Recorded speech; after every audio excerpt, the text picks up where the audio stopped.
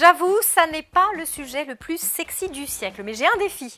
Vous prouvez qu'un sujet aussi rebutant que la castration des porcs peut avoir un intérêt et qu'il peut même vous permettre de briller en société pour peu que vous arriviez à l'amener assez subtilement dans la conversation.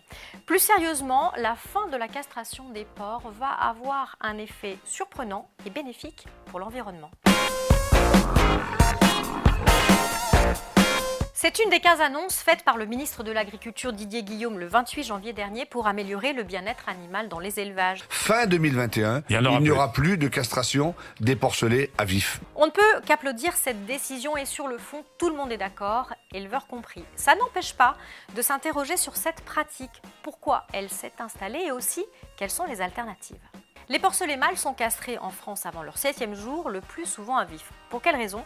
Eh bien parce que lorsqu'ils grandissent, certains porcs sécrètent une hormone qui donne à la viande et surtout à ses parties grasses, comme les lardons, une odeur très désagréable qui se dégage à la cuisson. On ne parle que de 2 à 3% des animaux. La viande est tout à fait consommable en termes sanitaires, mais elle rebute les consommateurs français. Enfin, pas tous, certains d'entre nous, une personne sur deux, sont incapables de percevoir cette odeur. Et si elle est considérée comme dégoûtante chez nous, il y a certains pays, comme en Grèce, où on s'en fiche complètement. C'est culturel, c'est une affaire de goût.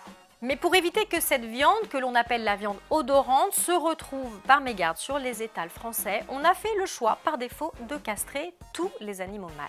Depuis le début des années 2000, cependant, on a commencé à s'interroger sur la pratique sous l'influence des associations welfaristes qui militent pour un meilleur traitement des animaux dans les élevages.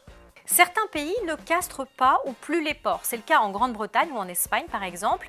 On ne les castre pas parce qu'on abat les porcs plus tôt avant que ces hormones s'expriment et risquent de donner à la viande cette odeur désagréable. En Belgique, on ne castre plus les porcs physiquement, on le fait avec des médicaments. On appelle ça les immunocastrations. Un peu partout, on travaille aussi sur la sélection génétique car certaines espèces de porcs produisent moins de ces animaux dits odorants. En Allemagne ou aux Pays-Bas, on procède autrement. On a formé des nez, des professionnels de l'odeur, exactement comme en parfumerie. Ils officient dans les abattoirs et ils détectent l'odeur sur les carcasses. Celles qui sentent mauvais sont écartées. On peut utiliser la viande maigre qui ne sent rien, mais les parties grasses sont orientées vers des marchés où on se fiche de cette odeur gênante. Éviter la castration des porcs présente donc un surcoût pour les abattoirs qui doivent recruter un personnel plus qualifié.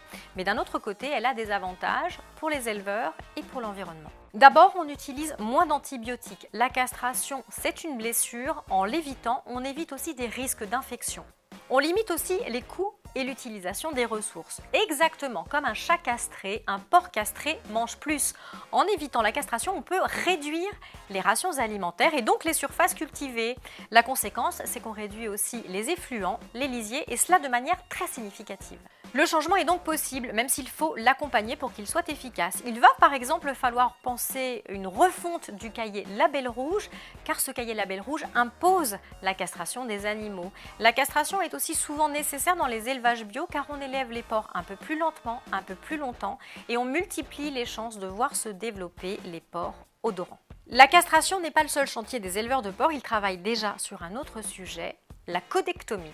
La codectomie, c'est le fait de couper les queues en tire-bouchon des cochons dans les élevages. On le fait pour une raison. Lorsque les animaux sont stressés, ils mangent la queue de leurs congénères et ils les blessent. Pour y remédier, on fait appel à des éthologues, des spécialistes du comportement des animaux. Ils étudient les porcs dans les élevages, ils étudient quels sont les facteurs de stress de façon à les réduire.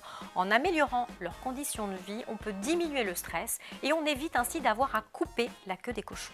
Voilà, je considère ma mission comme accomplie, un tour d'horizon complet sur la castration des porcs. Ne me remerciez pas, je suis très heureuse d'avoir contribué à enrichir la discussion de votre prochain déjeuner familial.